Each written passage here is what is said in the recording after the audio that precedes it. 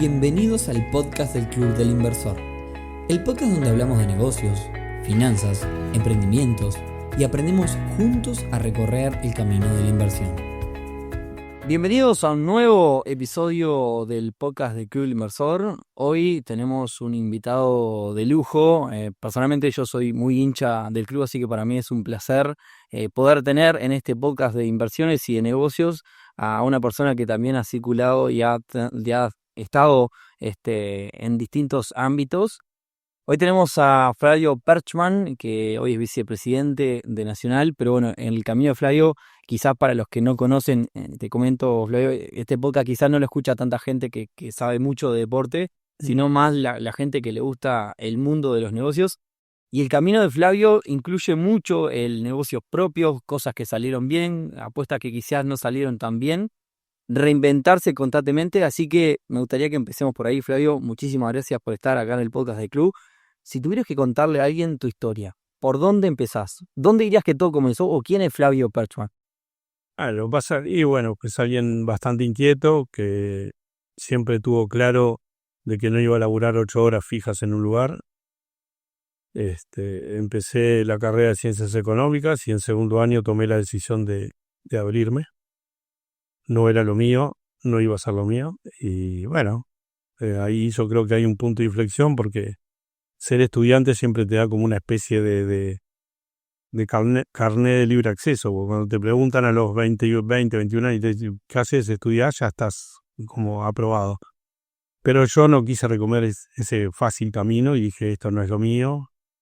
Y bueno, fue un momento que dije, a partir de ahí nunca más hice fiasco en mi vida. O sea, cuando hacía y cuando no. Y siempre supe que iba a tratar de dedicarme a cuestiones comerciales. Yo arranqué con pizzerías, Eso te iba a preguntar, ¿cuáles fueron tus primeros pasos en el Bueno, mundo? lo primero empecé en ventas en Courier. Courier era un negocio de venta intangible porque vos lo que vendés es un servicio. Ahí aprendí mucho en IBC Courier. Estuve como 5 años. Y después me dediqué a las pizzerías. Fundé una pizzería con socios que se llamó Tribecas, que arrancó en Garibaldi y Montecaseros. Y después nos expandimos. Estuvimos en Malvin, estuvimos en Palermo. Y bueno, después estuvimos en la pizzería La Escuadra, que es donde está hoy Copiplan, ahí en 21 y Francini, en la proa. Y estuve bastante tiempo, estuvimos cerca de 10 años en el rubro ¿Y gastronómico. qué te llevó a apostar por gastronomía y por qué ese rubro y hubo otro? Porque para mí un punto también de inflexión mío fue cuando en el año 88 dejo de estudiar y empiezo a viajar a Buenos Aires, a traer cosas de allá. Y lo único que yo quería era ir al Mundial de Italia en el 90. Y bueno, lo pude hacer y vine con otra cabeza, me abrió totalmente el espectro el viaje ese. Sí, para mí hay un antes y un después. Y ya vine con la cabeza de incursionar en algo. Y siempre me pasaba de que en esa época, para vos que sos más joven, ya naciste con las pisetas. Pero en aquella época la única pizza que había en el Uruguay era la típica de porción. Y siempre los uruguayos íbamos a Argentina y nos gustaba comer las pisetas con gustos, redondas. Así que arranqué un poco con ese camino. Fui casi de los pioneros en traer las pisetas para acá, en hacer pisetas redondas y todos tamaños y con gustos. Y la verdad que en Garibaldi y Montecasero la rompimos, fue impresionante. Nosotros desbancamos a lo que era el Mera, el Siroco, y también fuimos pioneros en el delivery. No, era una época que en el Uruguay no existía el delivery. Después, como todo, este es un mercado muy chico, te van copiando, te van haciendo las cosas, vos te vas desgastando. Pero estuve casi 10 años en el rubro gastronómico, y a los 6, 7 años de estar en eso, empecé a incursionar en el tema deportivo. O sea, Y ahí va, eso te iba a preguntar, ¿cómo se pasa del mundo emprendedor, del mundo de hacer negocios, a pasar al mundo deportivo? yo siempre fui un tipo que sabía mucho de fútbol, miraba fútbol. Bueno, ahí también en el 93 tuve la experiencia de participar en Martín y Pregunta por clásico. Conocí un poco más del ambiente con gente. Y bueno, a una de las pizzerías, a la de 21 y Francini, venía un representante de jugadores de básquetbol, el más importante acá, que era Carlos Roca, que tenía todas las figuras del básquetbol, de una época dorada del básquetbol uruguayo. Y yo le dije, vos, pues, ¿por qué no incursionamos en fútbol y eso? Y empezamos a ir a la B, a conseguir algún jugador, y empezamos de a poco. No era la actividad principal de ninguno de los dos.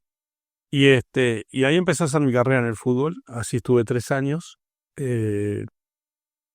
con él de socio, hasta que él, bueno, los veranos le gustaba irse a Aguas Dulces y no daba bola al tema, y yo le dije que así no podíamos. Así que al final, cuando terminó el periodo pases de enero del 2001, me separé. Le dije yo seguía mi camino, pero que yo así no seguía. Y ahí empecé, que yo a mí siempre me fue bien trabajar solo. Me cuesta mucho a mí trabajar en sociedades por manera de ser y por un montón de cosas. Y ahí empecé a incursionar en el mundo de la representación de jugadores. Y ahí, digamos, tus primeros representados, o sea, ¿en qué momento sentís que pasaste de incursionar, así, bueno, pegué un golpe y... Bueno, al principio yo tenía muchos jugadores del medio local, cobraba alguna comisión media, no sé, por decirte, el 30% de un sueldo. Si un jugador ganaba 50.000 pesos, por decirte, que cobraba 15.000 pesos del primer sueldo, el jugador me daba, pero me servía para pagar gastos y más nada. Y bueno, mi primer gran jugador, o sea, si bien había hecho alguna cosa al exterior con el Luco Navarro, con Everton Santos, no eran platas significativas, hasta que al final del 2001, que yo ya estaba medio complicado, porque los gastos habían ido subiendo y yo no tenía una entrada fija. Empiezo a trabajar en la imprenta de Manta, que me vino muy bien, porque por lo menos me tenía una entrada de dinero, pero sobre el final del 2001 hago el pase a Rodrigo Lemos, que es alguien que siempre se portó muy bien conmigo, a México. Yo llegué a fin del 2001 debiendo unos $40.000 entre préstamos de amigos, de gente, de banco, de deuda, de cosas. Una época complicada, mismo a nivel familiar. Yo ya tenía 2 hijos chicos, mi mujer, bueno, que hasta cuándo vas a esperar el fútbol, que toda la historia. Y bueno, yo en el pase a Rodrigo Lemos gané $40.000, y que era la deuda que tenía, lo cual cancelé. Cero. No, cancelé. Gané $30.000, creo, en total, no me acuerdo ahora exacto. Y cancelé 20 y me quedé con 10 porque no iba a quedarme pelado. Claro. Y a mitad de año tuve una venta parecida con el Bola González y ahí ya saqué la cabeza. Con una ventaja, que cuando yo estuve mal estaba todo el Uruguay bien, pero cuando yo estuve bien estaba todo el Uruguay mal, porque era el 2002 y vino todo el tema. De la época, sí. Y bueno, ese fue el arranque. Yo ahí ya me posicioné mejor, aparte tanto el Bola como Rodrigo me daban el 10% del salario al año, entonces yo ya iba a tener otra disponibilidad. Y en el 2003 fue donde pegué el salto. Yo en principio del 2003... ¿Y eso es gracias a una transferencia puntual? A tres que hice, un amigo que había hecho en México, puso a Eduardo Acevedo en Tecos, de Guadalajara, y nosotros llevamos 3 extranjeros, Danilo Turcios, Máximo Lucas y Marcelo Tejera. Y bueno, y a Eliomar también, a Eliomar Marcongo. Entonces, yo llevé solo a Marcelo Tejera, después vino Acevedo, y ahí pudimos hacer lo de Lucas y Turcios y Eliomar. Y bueno, con esos 3, yo en enero llevé a Marcelo Tejera y a mitad de año llevé a Lucas, Eliomar y cosas. Y entonces ya el 2003 yo ahí sí, ya salte para ver, me acuerdo que compré una casa acá en Punta Carreta por $88.000, una casa bastante linda, porque el Uruguay estaba detonado. Pagué no sé cuántos años de colegio a mis hijos para adelante. Creo que pagué 14 años de colegio entre los dos, uno 8 años y otro 6. Y saqué un tema que a mi mujer siempre le preocupaba, que era el tema del colegio. Y bueno, yo ya de ahí no paré, de ahí de ahí para adelante siempre fue todo bastante a favor. Te he escuchado en otras entrevistas y vos decías muchas veces que digamos, el jugador para vos es tu cliente, es tu negocio, que básicamente muchas veces no te manejabas con contratos, sino simplemente con la palabra. Siempre. No tenía firmado ningún contrato. No, nunca. Yo creo que te diría que por lo menos 10, 12 años no firmé. ¿El negocio de la representación es así o Flavio se maneja así? Yo creo que yo me manejaba así y puede ser que algún otro, pero la mayoría firmaba cosas. Yo siempre decía al jugador cuando lo agarraba o a la familia si era un poco más chico. Lo que pasa también teníamos otra ventaja. Nosotros agarrábamos jugadores de 18, 19, 20 años. Hoy vas a buscar un jugador de 19 años, ya está recontra agarrado de los 13, ¿viste? Entonces, también eso hace y se volvió muy, muy caníbal todo el sector. Pero yo siempre trabajé a confianza y yo nunca tuve problema con los jugadores. Quedamos poner esto es tuyo, esto es mío, cuando cobras esto me das esto, y siempre te diría que en el 90% tengo muy pocos ejemplos de jugadores que no cumplieron a lo que habíamos quedado. Bien, y de ahí un poco, estoy siguiendo un poco tu historia. En tu historia después pasás justamente a lo que es la dirigencia deportiva. ¿Cómo se da ese segundo salto, digamos, dentro del deporte? Bueno, en realidad la incursión arrancó allá por el 2008, 2007, 2008. Yo ya empecé a hacer mucho vínculo con algunos dirigentes y se dio una aproximación con Racing, que estaba en la B, que necesitaba un poco de financiamiento. Y ahí con un socio mío mexicano, con Olvera, nos propusieron ahí, bueno, entramos como en una sociedad con Racing y hacer una especie de lo que hoy es una SAD media encubierta. O sea, hicimos un gerenciamiento, pero con la gente de Racing adentro, ¿no? Teníamos porcentaje, nos manejábamos y bueno, funcionó muy bien. Racing ganó una liguilla, entró a Copa Libertadores.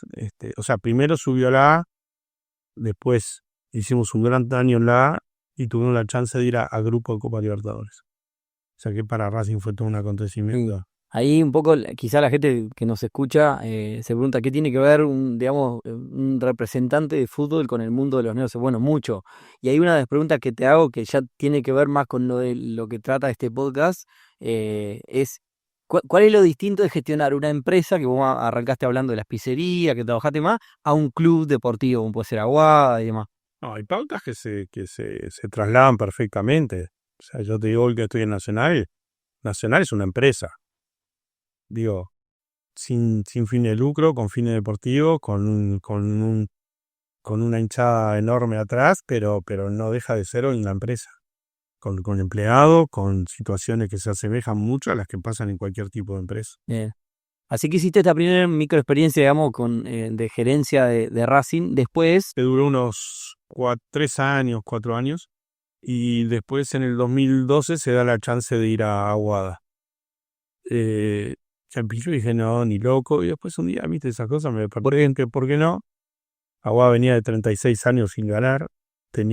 Cada vez tenía más hinchas y no ganaba. Una cosa siempre digo que es un fenómeno social a estudiar, porque el deporte tiene una parte que es ganar, digo. Y vos lo ves contra otros clubes históricos que fueron ganadores y que se han ido decreciendo en su gente, ¿no? Y Aguada cada vez crecía más. Y venía y tenía una base, o sea, venía de jugar semifinales durante los años. Quedaba lejos del campeonato, pero teníamos una base. Y bueno, después de ver un poco todo el panorama, estudiar lo económico, ver qué podía aportar yo, y me tiré al agua. vos Aguada lo tomaste, y imagino que Racing también, como un desafío empresarial. Sí, con una diferencia, ¿no? De Aguada soy hincha de toda la vida y Racing no. Claro, sí. De Racing y Rentistas, pues Rentistas también entré el mismo año que Aguada, porque me llamaron la gente y digo, mira, yo ya entré en Aguada, pero la parte económica no entraba y ellos querían solo asesoramiento deportivo. Entonces, O sea, tu rol en Rentista puntualmente tiene que ver con el asesoramiento deportivo. Después terminó siendo también en lo económico, pero más adelante. Y así que el mismo año, y bueno, ese año fue maravilloso. O sea, terminamos saliendo campeones de liga con Aguada y campeón con Rentistas de segunda y subiendo a primera. Y al otro año ya estábamos jugando Copa Sudamericana con Rentistas. Rentistas tuve 10 años prácticamente, porque en el medio tuvimos 5 años con ese asesoramiento y después se creó una sala en la cual también estuvimos adentro. Sí, creo que estuvimos entrevistando en esta época a Marrechaufe también, que estaba en su Bueno, momento. Damián, yo lo Sí, llevé Damián, para sí, ahí, sí, exacto. Y bueno, estaba David Terán, estaba Octavio Rivero, y después apareció Ronald Araujo, ¿no? Que es una de las grandes figuras del fútbol Y ahí, después, ¿cómo se te ocurre vincularte con Nacional? Como un nuevo desafío. Lo que pasa es que Aguada y Rentistas me permitieron seguir con mi profesión sin problema. Claro. Lo Nacional yo siempre lo fui postergando, primero porque hay que ver cuál es el momento para entrar, que no siempre tenés el momento, tenés un momento que no esté bien el club. Y lo otro era que yo tenía que dejar mi profesión de 25 años, ¿no? O sea, yo arranqué en el 99 y me voy en el 2024, o sea. Entonces era un paso que yo tenía que estar, porque aparte me iba a quedar sin ingresos genuinos. Porque si bien la empresa quedó en manos de mi ex socio y mi hijo, yo ya no participo más en eso. Claro. Tenía para cobrar algunas cosas, cuando la termine de cobrar, yo ya no tengo más injerencia en la empresa. Y ahí, cuando nace, digamos, la oportunidad de entrar en el proyecto nacional, ¿por qué el rol de vicepresidente y no el de presidente o el de director deportivo o el de...? No, bueno, yo creo que si hubiera ganado otra lista, de repente yo entraba en el rol deportivo solamente. Pero yo sabía que Nacional abarca muchas cosas, y si yo entraba de presidente me tenía que ocupar de esto y todo lo otro. Y yo no quería. Yo me gusta tener la vida que tengo, yo tengo mucha disponibilidad de tiempo, manejo el tiempo muy bien y no quería estar todo el tiempo. O sea, yo lo que veo que todos los que entran a Nacional entran con pelo y se van sin pelo, o entran en morocho y se van canoso. Bueno, yo tengo un desafío que, aparte de ganar, que es el principal, no irme ni canoso ni pelado. Entonces digo, sé la responsabilidad que tengo, pero no me estreso al nivel que se estresa la mayoría de los que están ahí. Te iba a decir, porque todo esto que estás contando, esta carrera empresarial, deportiva, también tiene que ver, hay mucho de cómo llevas esto a nivel de la familia, a nivel de la salud, a nivel de un montón de cosas que implica la responsabilidad que implica estar en este rol. Sí, bueno, pues también ahora al dejar la representación hay un montón de cosas que hacía antes que no las hago, y de viajes y de cosas que no los hago. También hace 2 años que yo ya me dializo 3 días por semana. Que te escuché también en otra entrevista. Entonces también digo, pero bueno, yo me siento muy bien, yo estoy muy, muy contento, muy orgulloso de estar donde estoy. ¿Qué tenés ganas para Nacional? A ver, acá con mi rol de hincha tengo que preguntarte para estos años de gestión, digamos. Y bueno, transformar en muchas cosas del club, de las que no se ven pero que son muy importantes. Y después nosotros siempre lo que nos van a juzgar vos y todos los hinchas es por lo que pasa el fin de semana. Sí. Pero nosotros queremos hacer una transformación que haga que lo de los fines de semana sea más fácil. Y lo estamos logrando, de a poco lo vamos logrando. Yo creo que ahora dimos un paso muy bueno con las inversiones de jugadores, que es algo que el club no hacía, y o sea, Nacional nunca compró fichas de jugadores. Y con la traída de jugadores con un nivel de calidad alto como Otero y Vargas. Vos me decís, sí, pero todavía no dieron la talla. No, todavía no dieron la talla, pero... Sí, no, igual no hablamos de fútbol. No, pero te quiero decir, digo, pero nosotros no vamos a dejar de hacer este camino. Será con otros jugadores, será con...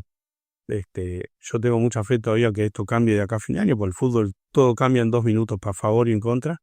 Y soy de tener mucha más paciencia que el hincha. Es que capaz que si hacíamos este podcast 15 días antes, habíamos ganado en Brasil y toda la cuestión, y después que... Todavía estamos con ilusión de la apertura. Sí, hay un montón de cosas. Pero a mí lo que más me gusta de tu historia, más allá del hecho de que sos vicepresidente de uno de los clubes más importantes de Uruguay, es tu camino, porque vos empezaste contando acá un montón de cosas. Lo que pasa es que yo, o sea, el leitmotiv de mi vida son los desafíos. Yo llega un momento que voy porque la mayoría de mis amigos dicen, vos, ¿para qué te vas a meter en esto? Y le digo, mirá que cuando fui a Aguada también me dijeron lo mismo. ¿Para qué te vas a meter en esto? Pues hacía 36 años. Nosotros ahora, yo cuento este año porque este año volví a armar el equipo de Aguada y nosotros completamos 12 años y estamos jugando la 7ª final en 12 años, de las cuales 4 veces ya fuimos campeones y esta se está disputando. O sea, hasta ahora jugamos 6 finales, ganamos 4 y perdimos 2, pero 7 finales en 12 años es un disparate, ¿viste? Entonces, Digo, y a mí me dio un reconocimiento y una exposición que no es normal. Yo tengo una exposición como dirigente en general que no es normal para la media de lo que es. O sea, yo no tengo ningún prurito hoy en decirte que, no sé, debo ser uno de los 3 tipos más entrevistados del Uruguay. O sea, Sí, doy feo, me costó coordinar, sí. no, pero es que es así, digo, y la cantidad de programas y de situaciones, entonces, bueno. Y A ahí, veces se da con el periodismo una cosa rara que te dicen, no, pero habla mucho y son ustedes los que me llaman para hablar. Sí. No, es como extraño. ahí te pregunto 2 cosas para cerrar, porque sé que es un tipo que valora mucho el tiempo y no te quiero robar mucho tiempo. 2 preguntas para cerrar. La primera, la última que tiene que ver con fútbol. ¿Cómo ves el fenómeno Liverpool hoy dentro del fútbol? Que dentro del fútbol es un como un bicho raro, porque bueno, que digamos, tiene, bueno, Palma declaró que tenía un buen superávit y demás. Económicamente es un club, Bueno, parece bien administrado. Palma hace 25 años que está en Liverpool y tuvo 20 años complicados de idas y vueltas, pero con una espalda grande que por suerte tiene un respaldo económico y mantuvo mucha coherencia, aprendió de los errores, se equivocó varias veces, bajó a la B, subió, y ahora está cosechando mucho de lo que sembró. Pero el año pasado, por ejemplo, Liverpool terminó penúltimo, que es algo que un grande no puede pasar, o estuvo a punto de irse a la B. Y ahora se reencauzó de vuelta. Evidentemente, Liverpool, que es como una especie de SAD encubierta, con un tipo que maneja absolutamente todo y es el responsable de todo lo que pasa en Liverpool, ha hecho en los últimos 5 años, convertido muchos más aciertos que errores ha tenido. Y bueno, eso se ve reflejado en la cancha, pero hace 2 años fue el mejor dirigente del fútbol uruguayo, fue campeón, tuvo un cuadrazo, lo esperó, no se apuró a vender. Acaba de salir campeón, para el que no sabe fútbol, se acaba de ganar el campeón. Acaba de ganar la apertura. Después de un año que te digo, fue penúltimo, fue uno de los peores equipos de Uruguay. Pero eso en un grande no te puede pasar. Entonces, tiene todavía esa ventaja de que lo puede manejar de una determinada manera. Yo creo que este año tuvo también un poco de fortuna porque no tenía un plantel como para ser campeón, pero bueno, los 2 grandes dimos mucho hándicap y lo pagamos. Y para cerrar, este podcast lo escucha mucha gente que le gusta el mundo del negocio, que le gusta emprender, muchos emprendedores. ¿Qué le dirías a alguien que está comenzando a emprender y que quizás, o alguien quizás que está transitando? Vos me decías que tenías un montón, en su momento teníamos un montón de deudas, que la pasaste mal y demás, en aquel 2001 que contabas. Yo puedo decir, con mi mujer un día le dije, mirá, Ana, el Gallo Luis, que era el lugar de búsqueda de trabajo, le digo, ese Gallo Luis soy yo, pues no voy a hacer, no voy a trabajar las 8 horas, no voy a... O sea, yo creo que lo más importante es, primero, la convicción para seguir lo que uno cree que está haciendo bien. Saber que tenemos tropiezos todo el tiempo y que tenemos cosas que no se nos dan. Y que eso no sea capaz de vencernos, ¿no? Yo lo que creo, ¿vos qué edad tenés? 35. Las generaciones, o sea, los millennials tienen un tema que es que o se frustran muy rápido. Y esas frustraciones las vemos a todo nivel. Las vemos uno con los hijos, en los jugadores jóvenes. Y yo creo que hacia atrás teníamos otra endurance para saber que teníamos que seguir, perseverar, esperar los momentos. La ansiedad, esta es otra cosa. Las cosas van a ir llegando. Si vos haces las cosas bien y estás convencido que sos bueno en algo, lo que vos tenés que no traicionarte y Yo siempre tengo una frase cabecera que es, una es que la tengo en el teléfono, que es todo es cuestión de actitud. Y la otra es que no seas lo que no sos. O sea, no hay que venderse ni ser lo que uno no es. Lo que no sentís no vale la pena. Perfecto. Eso es básicamente la esencia de todo. Creo que no hay mejor forma de cerrar este episodio, Flavio. Muchísimas gracias. Espero que a todos les haya gustado esta entrevista. Para mí es un lujazo, uno de los más grandes que me pude dar en estos 5 años. Así que nada, gracias, Flavio. Y bueno, para todos, nos escuchamos entonces el próximo viernes en un nuevo episodio del podcast del Club Inversor. Buen fin de semana para todos. Chau, chau.